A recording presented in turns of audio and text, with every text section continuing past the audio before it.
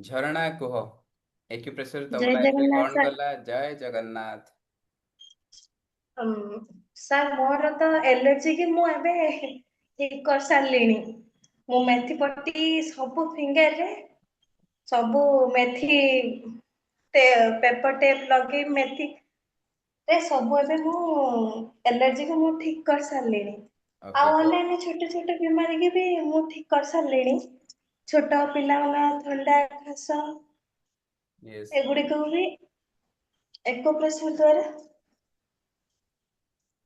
ଆମକୁ ବହୁତ ସାହାଯ୍ୟ ହେଇଛି।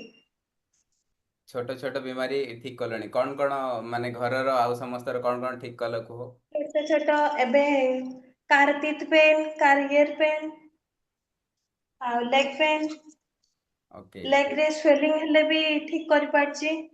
ଆଉ ସେ କଲର ଦ୍ଵାରା ପେଟରେ ଯଦି ଗ୍ୟାସ ହେଲେ କଲର ଦ୍ଵାରା ବି ଠିକ କରିପାରୁଛି।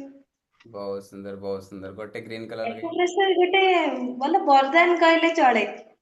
ୟେସ୍। ମୁଁ ଭାବିଲି ଦିଦିଙ୍କୁ କାଲି କହୁଥିଲି ଧନ୍ୟବାଦ ଦିଦି, ଗୋଟେ ଲାଇନ ମତେ ଦେଇଥିବାରୁ। ମୁଁ ୟେସ୍। କିଛି କିଛି ମତେ ତ ଶିଖିବାକୁ ବହୁତ ଇଚ୍ଛା ଥିଲା। ମାତ୍ର ମୁଁ ଗୋଟେ ଲାଇନରେ ଯିବି ବୋଲି ମୁଁ ଭାବିନଥିଲି।